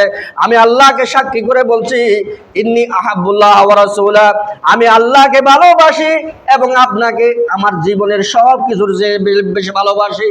রাসূল করিম সাল্লাল্লাহু আলাইহি ওয়াসাল্লাম সাথে সাথে তাকে উত্তর দিলেন, আল মারউ মা'a মান আহাব্বা, ক্বালা নবী আলাইহিস সালাতু ওয়াস সালাম, আল মারউ মা'a মান আহাব্বা। এ আমার সাহাবী, তুমিও জেনে রেখো, তুমি যদি ওই কথাটা সত্যি সত্যি অন্তর থেকে যদি বলে থাকো, আল্লাহকে ভালোবাসো প্রাণের চেয়ে প্রাণাধিক এবং আমাকে ভালোবাসো প্রাণের চেয়ে প্রাণাধিক, এটা যদি সঠিক হয়ে থাকে, তাহলে তুমি আমার সাথে কাল কিয়ামতের মাঠে জান্নাতে থাকবে। সবাই বলেন সুবহানাল্লাহ। আল মারউ মা'a মান আহাব্বা, আল মারউ মা'a মান আহাব্বা, যে যার সাথে ভালো থাকবে, ভালোবাসবে, যে যাকে ভালোবাসবে তার সাথে তার কিয়ামতের দিন হাসর নসর হবে। এখন আপনি সিদ্ধান্ত নেন, আপনি সিদ্ধান্ত নেন, আপনি ঠিক করেন, আপনি রাসূল করিম সাল্লাল্লাহু আলাইহি ওয়াসাল্লামকে মহব্বত, যে রাসূল করিম সাল্লাল্লাহু আলাইহি ওয়াসাল্লামের সুন্নাহ আদায়ের মাধ্যমে রাসূল করিম সাল্লাল্লাহু আলাইহি ওয়াসাল্লামের মহব্বত কি আপনি অর্জন করবেন, আর রাসূল করিম সাল্লাল্লাহু আলাইহি ওয়াসাল্লামের মহব্বতের মাধ্যমে আল্লাহর মহব্বত ভালোবাসাকে আপনি পেতে চান, তাহলে আপনাকে সিদ্ধান্ত নিতে হবে আপনি রাসূল করিম সাল্লাল্লাহু আলাইহি ওয়াসাল্লামের সুন্নাহকে ভালোবাসেন। রাসূল করিম সাল্লাল্লাহু আলাইহি ওয়াসাল্লামের সুন্নাহকে যদি ভালোবাসেন, তাহলে আপনাকে কিন্তু কষ্ট করতে হবে। मोहब्बत में मुसीबत है, ये कुदरत की हकीकत है, जहाँ बारिश बरसती है वहाँ बिजली कड़कती है। मोहब्बत में मुसीबत है, ये कुदरत की हकीकत है, जहाँ बारिश बरसती है वहाँ बिजली कड़कती है। मोहब्बत শুধু মোহাব্বত করলে হবে না, আপনি একজনকে ভালোবাসেন, ওই ভালোবাসা অর্জন করার জন্য আপনার ত্যাগ করতে হবে, তিতিক্ষা স্বীকার করতে হবে, আপনাকে বিসর্জন দিতে হবে, আপনাকে অনেক কিছু ত্যাগ করতে হবে। দেখেন না, প্রেমিক প্রেমিকার ভালোবাসা একজন আরেকজনকে পাওয়ার জন্য কি পরিমাণ ত্যাগ তিতিক্ষা করে, কি পরিমাণ ত্যাগ তিতিক্ষা করে। ভালোবাসার জগৎটা যদি আপনি একটু বিশ্লেষণ করেন, তাহলে এই ভালোবাসা তো একটা দুনিয়ার বাজে একটা ভালোবাসা। আর রাসূল করিম সাল্লাল্লাহু আলাইহি ওয়াসাল্লামের যে ভালোবাসা, উম্মতের যে ভালোবাসা, এটা তো ভাই দুনিয়াতেও আপনার লাভবান হওয়ার ভালোবাসা, আর আখিরাতের মধ্যে রাসূল করিম সাল্লাল্লাহু আলাইহি ওয়াসাল্লামের ভালোবাসা, এটা তো এই ছাড়া তো আর কোনো উপায় নাই। ঠিক আছে না? এই ভালোবাসা, সেই ভালোবাসার জন্য আমার কি করতে হবে? মহব্বত, এটা যদি আপনি প্রকৃতপক্ষে যদি রাসূল করিম সাল্লাল্লাহু আলাইহি ওয়াসাল্লামের মহব্বত যদি অর্জন করতে চান, আপনাকে তাহলে কষ্ট স্বীকার করতে হবে। প্রত্যেকটা সুন্নতকে আপনার যথাযথভাবে আদায় করতে হবে। আপনি সুন্নাহ যদি যথাযথভাবে আদায় করতে হয়, আপনাকে কষ্ট করতে হবে। ঠিক একটা উদাহরণ দিচ্ছি। এক যুবক, তার ফ্রেন্ড সার্কেলের মধ্যে কেউ দাড়ি রাখে নাই, তার ফ্রেন্ড সার্কেলের মধ্যে কেউ দাড়ি রাখে নাই, তার ফ্রেন্ড সার্কেলের মধ্যে কেউ দাঁড়িয়ে রাখে নাই। সে কোন সিদ্ধান্ত নিল, আজকে থেকে সেই আজকের আলোচনা থেকে সিদ্ধান্ত নিল, আমি রাসূল করিম সাল্লাল্লাহু আলাইহি ওয়াসাল্লামের সুন্নাহর উপরে আমল করব। দাড়ি রাখাটাও একটা সুন্নাহ, দাড়ি এক মুষ্টি রাখা সুন্দর করে পরিপাটি করে রাখা, এটাও কিন্তু একটা সুন্নাহ। এই সুন্নাহটার উপরে আমি আমল করব, এই আমলের সিদ্ধান্ত আপনার এই আজকের আলোচনা থেকে, মসজিদ থেকে সে সিদ্ধান্ত নিয়ে নিল। সিদ্ধান্ত নিয়ে নেওয়ার পরে সে কালকে থেকে যখন দাড়ি রাখা শুরু করে দিবে, 1 সপ্তাহ যাবে, 1 মাস যাবে, 15 দিন যাবে, 2 মাস যাবে, আস্তে আস্তে তার দাড়ি যখন আস্তে আস্তে বড় হতে থাকবে, তখন তার কি অবস্থা হবে আপনি দেখেন। তার কি অবস্থা হবে? তার সার্কেলের মধ্যে কেউ দাড়ি রাখে নাই, তার ঘরের মধ্যে তার বিবিও তার দাড়ি রাখাটাকে পছন্দ করে না, তার মা তার দাড়ি রাখাটাকে পছন্দ করে না, এখনো ছোট শিশু, ঠিক আছে না, তার মায়ের কাছে সে এখনো ছোট শিশু, তার বাবাও এখনো দাড়ি রাখে নাই, ছেলে কিন্তু দাড়ি রাখবে সিদ্ধান্ত নিয়েছে, তার বাবাও পছন্দ করছে না, তার বন্ধু বান্ধবরাও পছন্দ করছে না। এই অবস্থায় তার সিদ্ধান্ত কি হবে? সে কি দাড়ি রাখবে, না কতদিন পরে পরিবেশ প্রতিকূল হওয়ার কারণে সে দাড়ি ফেলে দেবে? কি করবে বলে? এই ক্ষেত্রে আপনাকে যে জলাঞ্জলিটা দিতে হবে, এটাই হচ্ছে সুন্নাহর জন্য কষ্ট করা। মোহাব্বত মে মুসিবত হ্যায়, এই জন্য বলা হচ্ছে মোহাব্বত মে মুসিবত হ্যায়, ये कुदरत की हकीकत है, जहां बारिश बरसती है वहां बिजली करसती है। বৃষ্টি ছাড়া ভাই এই দুনিয়াতে কোনো ফসল উৎপাদিত হবে? আর যদি বৃষ্টির প্রত্যাশা যদি করে থাকেন, তাহলে বৃষ্টির প্রত্যাশার পাশাপাশি আপনাকে যে এখানে বিজলি পড়বে, এটাও কিন্তু আপনাকে মেনে নিতে হবে। এটাও কিন্তু আপনাকে মেনে নিতে হবে। ওই বৃষ্টির পাশাপাশি যদি বিজলি পড়ে, এমনও হতে পারে হয়তো আপনার ক্ষেত নষ্ট হয়ে যেতে পারে, আপনার জীবনও নষ্ট হয়ে যেতে পারে। এটা কিন্তু আপনাকে মাথায় রাখতে হবে। এই জন্য ভাই সুন্নতের উপরে আমল করার জন্য অন্তর থেকে আপনার মহাব্বত তৈরি হতে হবে। এটাই মহাব্বত, এটাই মহাব্বত। আর এই মহাব্বতটা কার জন্য মহাব্বত? রাসূল করিম সাল্লাল্লাহু আলাইহি ওয়াসাল্লামের জন্য মহাব্বত। কোন রাসূল? এটা মহাব্বত মানুষ দু ধরনের। প্রেমাসক্ত যদি হয় মানুষ, যাকে মহাব্বত করে মাহবুব, যাকে মাহবুব হিসাবে যে ধরে নেওয়া হয়, মাহবুবের কিছু গুণাবলী থাকে। হয়তো সে সুরতে সুন্দর হতে হবে, আর না হয় সিরতে সে সুন্দর হতে হবে। আমাদের প্যারা নবী হযরত মুহাম্মদ রাসূলুল্লাহ সাল্লাল্লাহু আলাইহি ওয়াসাল্লাম, আল্লাহ তাবারক ওয়া তাআলা রাসূল করিম সাল্লাল্লাহু আলাইহি ওয়াসাল্লামকে সুরত আর সিরত দুটোটা দিয়ে কিন্তু ভরপুর করে দিয়েছেন। সুরতের মধ্যে ভরপুর করে দিয়েছেন, সিরতের মধ্যে ভরপুর করে দিয়েছেন। কেমন সুরত দিয়েছেন? জামালে হুসনে ইউসুফর ফকদ আশিক জুলাইহাতে, तुम्हारे रोए रोशन पर ফেদা সারি খুদাই হ্যায়। পৃথিবীতে বলে যত সৌন্দর্য দিয়েছে আল্লাহ তাবারক ওয়া তাআলা, সকল সৌন্দর্যকে অর্ধেক পুরো সৌন্দর্য হযরত ইউসুফ আলাইহিস সালামকে দেওয়া হয়েছে, আর বাকি অর্ধেক সৌন্দর্য পুরো পৃথিবীটাকে বিতরণ করা হয়েছে। কিন্তু এই জুলাহার, এই যে ইউসুফ আলাইহিস সালামের সৌন্দর্যের উপরে, আপনার প্রেম আসক্ত হয়ে গিয়েছিল শুধুমাত্র হযরতে ইউসুফ আলাইহিস সালামের প্রেমে আসক্ত হয়ে গিয়েছিল কে? জুলাইখা। আর রাসূল করিম সাল্লাল্লাহু আলাইহি ওয়াসাল্লামের মুহাব্বতের উপরে লক্ষ লক্ষ সাহাবায়ে কেরাম, যুগে যুগে হযরত উলামায়ে কেরাম, হযরত মুহাদ্দিসিনে কেরাম, অহরহ উম্মতের নরনারীগণ রাসূল করিম সাল্লাল্লাহু আলাইহি ওয়াসাল্লামের মুহাব্বতের উপরে গর্দান সবে দিয়েছে। সবাই বলেন সুবহানাল্লাহ। হযরতে বেলাল হাবশী রাদিয়াল্লাহু তাআলা আনহুর কথা শুনছেন না? হযরতে বেলাল হাবশী পৃথিবীতে আযান প্রবর্তন হওয়ার পরে মদিনা শরীফে সর্বপ্রথম আযান দেওয়া হয় ইসলামের দ্বিতীয় হিজরিতে। হযরতে বেলাল হাবশী রাদিয়াল্লাহু তাআলা আনহু একজন ইহুদি মালিকের গোলাম ছিলেন। হযরতে বেলাল হাবশী রাদিয়াল্লাহু তাআলা আনহু ছুপে ছুপে গোপনে রাসূল করিম সাল্লাল্লাহু আলাইহি ওয়াসাল্লামের উপরে ঈমান এনেছিলেন। ঈমান আনার কারণে এই খবরটা যতদিন পারছে গোপনীয় রাখছে। পরবর্তী এই খবর গোপনীয় থাকে নাই, খবরটা তার মালিকের কাছে পৌঁছে গেছে। মালিকের কাছে হযরতে বেলাল হাবশী রাদিয়াল্লাহু তাআলা আনহুর ইসলাম গ্রহণের খবর যখন পৌঁছে যায়, তখন শাস্তির স্টিম রোলার তার উপরে চলে আসে। এমন ভাবে শাস্তি দিচ্ছে, পালাক্রমে শাস্তি দেওয়া হতো। শাস্তি দেওয়ার জন্য যারা বেত্রাঘাত করবে, শাস্তি করবে, তারা ক্লান্ত হয়ে যায়। কিন্তু হযরতে বেলাল হাবশী রাদিয়াল্লাহু তাআলা ক্লান্ত হয় না। উত্তপ্ত গরম বালির মধ্যে শুইয়া রাখে, উপর করে শুয়াইয়া রাখে। আবার লোহার রড দিয়ে তাকে মারধর করা হয়। এভাবে পালাক্রমে মারধর করা হয়। এত মারধর করার পরেও হযরতে বেলাল হাবশী রাদিয়াল্লাহু তাআলা আনহু এক চুল পরিমাণ ঈমান থেকে বিচ্যুত হয় না। এটাই মুহাব্বতের পরিচয়। ওনার জবান দিয়ে বারবার শব্দ বাইর হয়েছে আল্লাহু আহাদ। আল্লাহু বলার আর সুযোগ নেই, শুধু অন্তরের মধ্যে আল্লাহ রয়েছে, বলতেছে আহাদ আহাদ আহাদ। যত মার দে তত উনার জবান দিয়ে বাইর হয় আহাদ আহাদ আহাদ। হযরতে আবু বকর সিদ্দিক রাদিয়াল্লাহু তাআলা আনহু একদিন ওই রাস্তা দিয়ে হেঁটে যায়। হেঁটে যাওয়ার সময় দেখে যে অসংখ্য খুব নির্যাতনের সহিত তাকে শাস্তি দেওয়া হচ্ছে। হযরত আবু বকর সিদ্দিক রাদিয়াল্লাহু তাআলা আনহু তার সমমূল্য পরিশোধ করে হযরতে বেলাল হাবশী রাদিয়াল্লাহু তাআলা আনহুকে কি করে দেয়? আজাদ করে দেয়। আর এই যে হযরতে বেলাল হাবশী রাদিয়াল্লাহু তাআলা আনহুকে রাসূলুল্লাহ সাল্লাল্লাহু আলাইহি ওয়াসাল্লাম ইসলামের প্রথম মুয়াজ্জিন হিসাবে নিয়োগ দেন। আজ ইসলামের দ্বিতীয় হিজরিতে যখন আজান দেওয়া হয়, আজান প্রবর্তন করা হয়, হযরত বেলাল হাবশী রাদিয়াল্লাহু তাআলা আনহুকে বলছেন এভাবে, বেলাল তুমি আসো দাঁড়াও। হযরতে আব্দুল্লাহ বিন যায়েদ যেভাবে আজানের শব্দগুলো বলে সেভাবে করে তুমি মুখে মুখে বলো। আর যে হযরতে বেলাল হাবশী রাদিয়াল্লাহু তাআলা আনহু মসজিদে নববীতে দাঁড়িয়ে আল্লাহু আকবার বলে আজান ধ্বনি দেওয়া শুরু করেছেন। এভাবে ফতেহ মক্কা অর্থাৎ মক্কা বিজয়ের দিন আবার হযরতে বেলাল হাবশী রাদিয়াল্লাহু তাআলা আনহুকে ডেকে বললেন, বেলাল এদিকে আসো, আজকে মক্কা বিজয় হয়েছে, আজকেও এখানে মক্কা বিজয়ের দিনে মক্কা শরীফের ছাদের উপরে উঠো, বাইতুল্লাহ শরীফের ছাদের উপরে উঠো, ছাদের উপরে উঠে তুমি আজান দিয়ে দাও। আজান দিল। তাহলে মক্কা শরীফে আর মদিনা শরীফে প্রথম যিনি আজান দিয়েছিলেন তিনি হযরতে বেলাল হাবশী রাদিয়াল্লাহু তাআলা আনহু। আর বেলাল হাবশী রাদিয়াল্লাহু তাআলা তার ঈমানকে রক্ষা করার জন্য, ইসলামের উপরে প্রতিষ্ঠিত থাকার জন্য, সুন্নাহর উপরে প্রতিষ্ঠিত থাকার জন্য কি পরিমাণ জুলুম নির্যাতন অত্যাচার ভোগ করেছেন সেটা আমাদের জন্য অনুসরণীয়, অনুকরণীয়।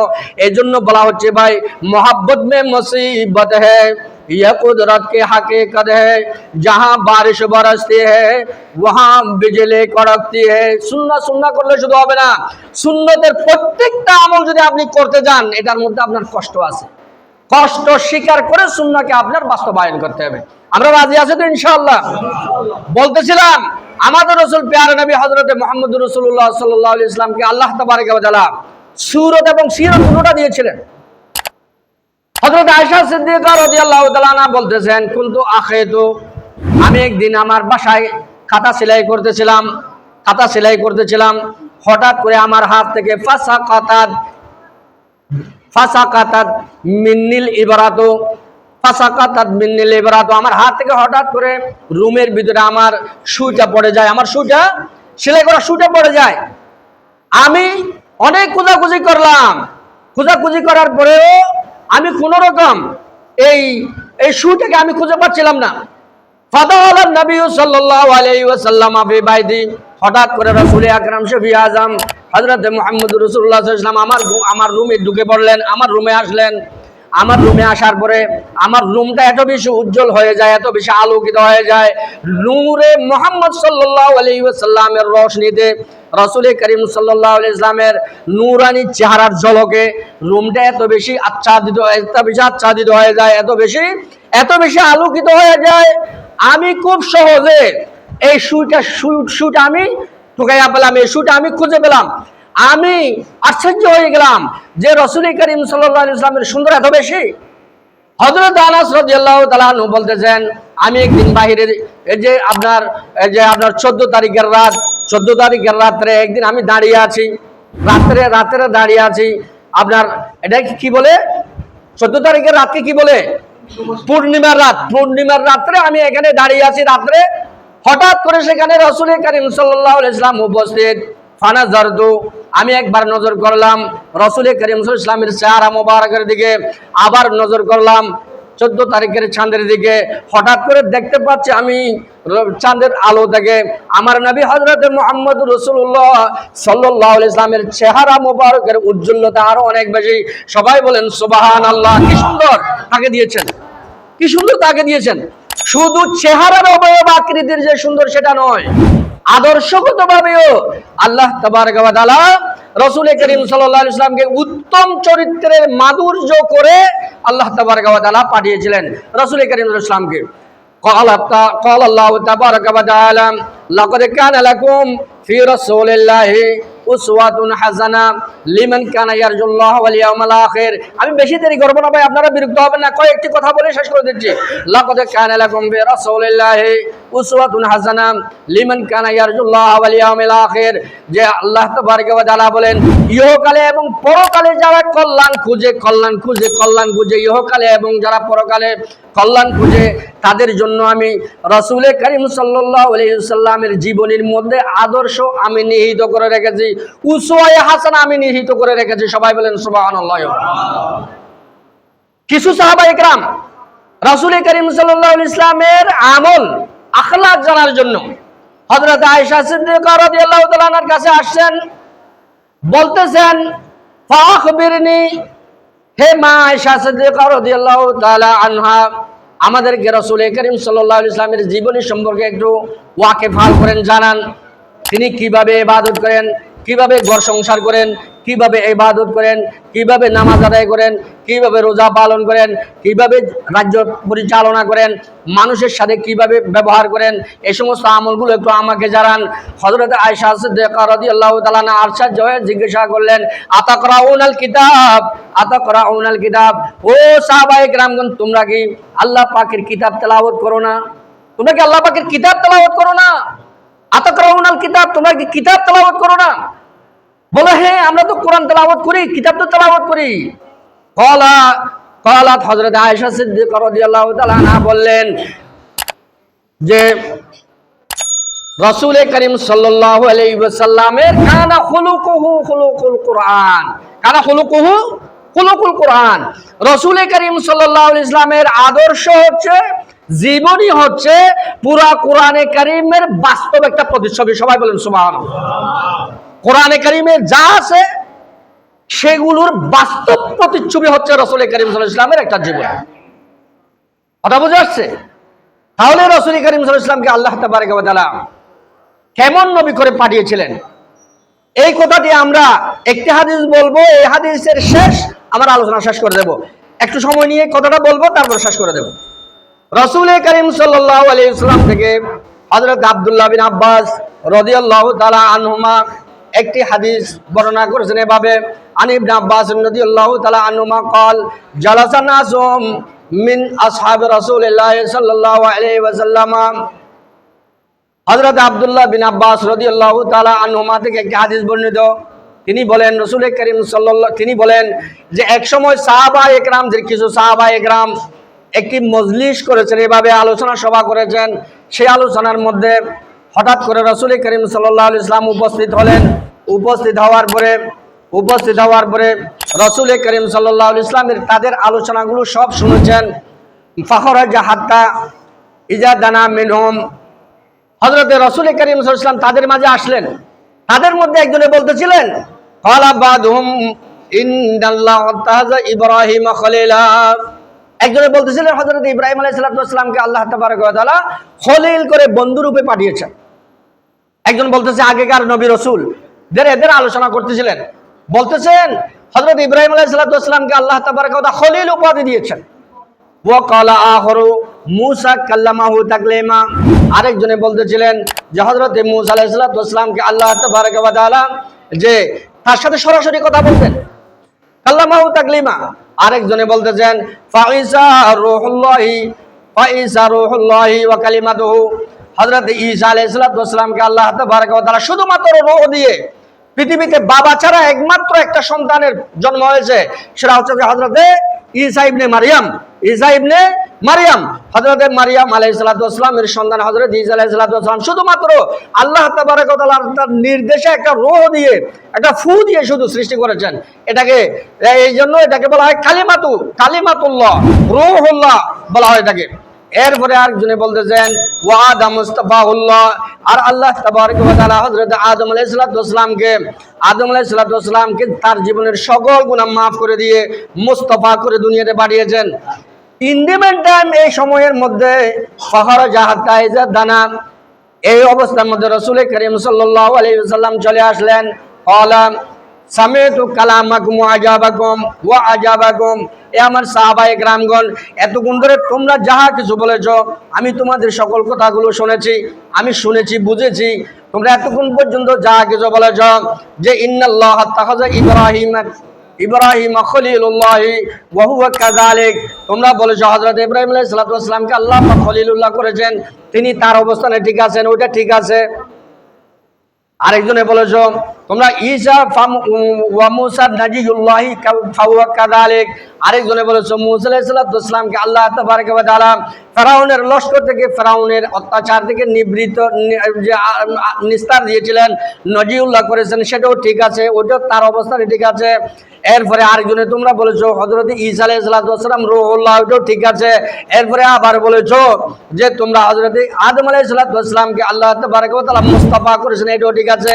কিন্তু শুনে রাখো ওয়ানা হাবিবুল্লাহি ওয়ালা ফাখর, ওয়ানা হাবিবুল্লাহ ওয়ালা ফাখর। আর আল্লাহ তাবারক ওয়া তাআলা আমাকে একটা স্পেশাল একটা গুণে গুণান্বিত করেছেন, সেটা আল্লাহ পাক আমাকে হাবিবুল্লাহ করেছেন। হাবিবুল্লাহ কাকে বলা হয় জানেন?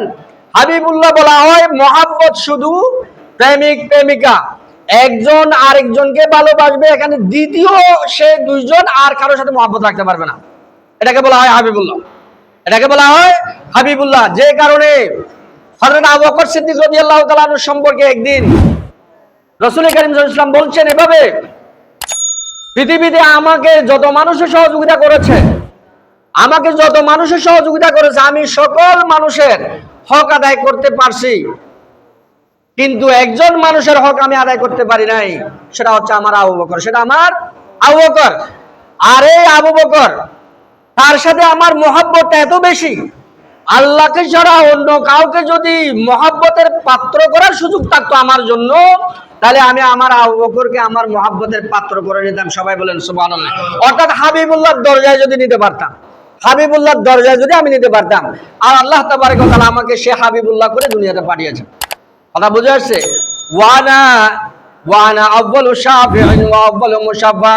আর আল্লাহ তাবারক ওয়া তাআলা আমাকে সর্বপ্রথম কিয়ামতের মাঠে ওয়ানা হামিলুল লিওয়াইল হামদি ইয়াউমাল কিয়ামাতি তাহতাহু আদমু ফামান দুনাহু ওয়ালা ফাখর। এরপরে দ্বিতীয় নম্বর বলেছেন আল্লাহ তাবারক ওয়া তাআলা কিয়ামতের মাঠে আমাকে প্রশংসার যে পতাকাবাহী, প্রশংসার যে একটা পতাকা থাকবে। আমাদের একটা জাতীয় পতাকা আছে না? আমাদের একটা জাতীয় পতাকা আছে, এটা জাতীয় পতাকা, জাতীয় একটা মানচিত্র, জাতীয় একটা পতাকা, এগুলো আমাদের জাতীয় জিনিস। তো একটা জাতীয় মুসলিমদের একটা জাতীয় পতাকা আছে, আবার উম্মতে মুহাম্মদের একটা লিওয়াউল হামদ নামে একটা জাতীয় পতাকা থাকবে। এই পতাকার বাহক কে হবে জানেন? এই পতাকার বাহক হবে সরকারে দু আলম তাজেদারে মদিনা, সর্বকালের সর্বশ্রেষ্ঠ নবী সৈয়দুল মুরসালিন হযরত মুহাম্মদুর রাসূলুল্লাহ সাল্লাল্লাহু আলাইহি ওয়াসাল্লাম। তিনি বলেছেন সে কথাটাই, ওয়ানা হামিলু লিওয়াইল হামদি ইয়াউমাল কিয়ামাতি তাহতাহু আদমু ফামান দুনাহু ওয়ালা ফাখর। আমি এটা অহংকার করে বলছি না, গর্ব করে বলছি না। আমার সাহাবায়ে কেরামগণ, তোমরা শুনে রাখো, কিয়ামতের মাঠে লিওয়াউল হামদ নামে যে পতাকা থাকবে, এই পতাকার বাহক হবো আমি মুহাম্মদুর রাসূলুল্লাহ সাল্লাল্লাহু আলাইহি ওয়াসাল্লাম। এই পতাকার নিচে হযরত আদম আলাইহিস সালাতু ওয়াস সালাম থেকে শুরু করে কিয়ামত পর্যন্ত যত নবী রাসূল, যত মানুষ থাকবে, সবাই এই পতাকার তলে অবস্থান করবে। সবাই বলেন সুবহানাল্লাহ। আর এই পতাকার বাহক আমি হব। তাহলে পৃথিবীর সকল মানুষের নেতা কে হবে? আমাদের নবী সরকারে দু আলম হযরত মুহাম্মদুর রাসূলুল্লাহ সাল্লাল্লাহু আলাইহি ওয়াসাল্লাম। তাহলে আমরা কি ছোট নবীর উম্মত না অনেক বড় নবীর উম্মত? অনেক বড় নবীর উম্মত। শুধু তাই নয়, কিয়ামতের মাঠ হবে একটা বিভীষিকাময় অবস্থা। কিয়ামতের মাঠ হবে একটা বিভীষিকাময় অবস্থা। ইয়াউমা ইয়াফিরুল মারউ মিন আখি ওয়া উম্মি ওয়া আবি ওয়া সাহিবাতিহি ওয়া বানি লিকুল্লি ইমরিইম মিনহুম শা'নুন ইউগনি। কিয়ামতের মাঠের একটা বর্ণনা দেওয়া হচ্ছে। সেদিন মা বাবা ছেলে সন্তানের পরিচয় দিবে না, ছেলে সন্তান মা বাবার পরিচয় দিবে না, স্বামী স্ত্রীর পরিচয় দিবে না, স্ত্রী স্বামীর পরিচয় দিবে না, বন্ধু বন্ধুদের পরিচয় দিবে না, কেউ কারো পরিচয় দিবে না। শুধুমাত্র নিজের চিন্তা নিজেই করতে হবে, নিজের চিন্তা নিজেই করতে হবে। সবাই বলবে নিজের চিন্তা নাফসি নাফসি নাফসি নাফসি করবে। নাফসি নাফসি নাফসি নাফসি করবে, কেউ কারো চিন্তা করবে না। ইয়াউমা ইয়াকুমুর রূহু ওয়াল মালাইকাতু সাফফা লা ইয়াতাকাল্লামুনা ইল্লা মান আযিনা লাহুর রাহমানু ওয়া ক্বালা সাওয়াবা। শেষ করে দিচ্ছি, ধৈর্য ধরেন। ইয়াউমা ইয়াকুমুর রূহু ওয়াল মালাইকাতু সাফফা, কিয়ামতের মাঠের বর্ণনা এভাবে দেওয়া হচ্ছে, সেদিন মানুষ ফেরেশতা সৃষ্টি জগতের সকল কিছু সারি সারি করে, এই যে আপনারা নামাজে যেভাবে দাঁড়ান এইভাবে সারি সারি করে দাঁড়িয়ে যাবে। ইয়াউমা ইয়াকুমুর রূহু ওয়াল মালাইকাতু সাফফা, সব বুঝেন তো, সাফফা সারি সারি করে। ইয়াউমা ইয়াকুমুর রূহু ওয়াল মালাইকাতু সাফফা লা ইয়াতাকাল্লামুন, কেউ কথা বলতে পারবে না, ইল্লা মান আযিনা লাহুর রহমান, শুধু রহমান দয়ালু প্রভু সেদিন যাকে কথা বলতে দিবেন সেই শুধু কথা বলতে পারবে, এছাড়া আর কেউ কথা বলতে পারবে না, আর কারো কথা বলতে পারবে না, কথা বলার সুযোগ নাই। সেদিন সম্পর্কে বলা হচ্ছে, রাসূল করিম সাল্লাল্লাহু আলাইহি ওয়াসাল্লাম তৃতীয় নম্বরে সাহাবায়ে কেরামদেরকে বলতেছেন, ওয়ানা আউয়ালু শাফিঈন ওয়া আউয়ালু মুশাফফা, আমি কিয়ামতের মাঠে সর্বপ্রথম সুপারিশ করব, কিয়ামতের মাঠে আমি সর্বপ্রথম সুপারিশ করব। সুপারিশ করার জন্য অনুমতি কারো মিলবে না, আল্লাহ তাবারক ওয়া তাআলা সর্বপ্রথম আমাকে সুপারিশ করার জন্য অনুমতি দিবে, আর আমি সমগ্র বিশ্ববাসীর জন্য, বিশেষ করে উম্মতে মুহাম্মাদের জন্য, আমার উম্মতের জন্য আমি সুপারিশ করব। ওয়া আউয়ালু শাফিঈন ওয়া আউয়ালু মুশাফফা, পৃথিবীতে আমার আগে অন্য কোন সুপারিশ আল্লাহ পাক কিয়ামতের মাঠে কবুল করবে না, একমাত্র আমার সুপারিশই সর্বপ্রথম কবুল হবে। সবাই বলেন সুবহানাল্লাহ। কার সুপারিশ কবুল হবে? একমাত্র রাসূল করিম সাল্লাল্লাহু আলাইহি ওয়াসাল্লামের সুপারিশ সর্বপ্রথম কবুল করা হবে। তাহলে আমরা কি ছোট নবীর উম্মত? আমরা কি কোন একটা নির্দিষ্ট এলাকার নবীর উম্মত? না, বিশ্ববরেণ্য শ্রেষ্ঠ নবীর উম্মত, বিশ্ববরেণ্য শ্রেষ্ঠ নবীর উম্মত আমরা, খেয়াল রাখতে হবে। এই জন্য ভাই বলতেছিলাম, এই হাদিসের মধ্যে আরো অনেক কথা বলা হয়েছে। সর্বশেষ যে কথাটা, আপনারাও ধৈর্য হয়ে যাচ্ছেন, আমি আর ধৈর্য বিচ্যুতি করতে চাই না। আপনাদের কাছে আমার যে কথাটা থাকবে সেই কথাটা রাসূল করিম সাল্লাল্লাহু আলাইহি ওয়াসাল্লামের মহব্বত যদি আমরা অর্জন করতে চাই, আমাদের একটাই শুধু কাজ। সেই কাজটা কি? একটা না, দুইটাই আমার কাজ, আপনার আমার দুইটাই কাজ। একটা হচ্ছে কোরআনে কারীমকে যথাযথভাবে মেনে নেয়া, এটা আল্লাহর কিতাব, এটার মধ্যে আমার জীবন বিধান রয়েছে, আমার পরিবার পরিচালনার নিয়ম নীতি এখানে রয়েছে, আমার সমাজ পরিচালনার নীতি এখানে রয়েছে, আমার রাষ্ট্র পরিচালনার নীতি এখানে রয়েছে, আমার ব্যক্তিগত জীবনের সকল কিছু এখানে রয়েছে। আমি কোরআনে কারীম থেকে বেছে বেছে আমার জীবন বিধানের সকল বিষয়গুলো আমি সেখান থেকে খুঁজবো। আর যেটা সেখানে আমার বুঝে চলে আসবে না, আমি সেটা রাসূল করিম সাল্লাল্লাহু আলাইহি ওয়াসাল্লামের হাদিস থেকে আমি সেটা জেনে নেব।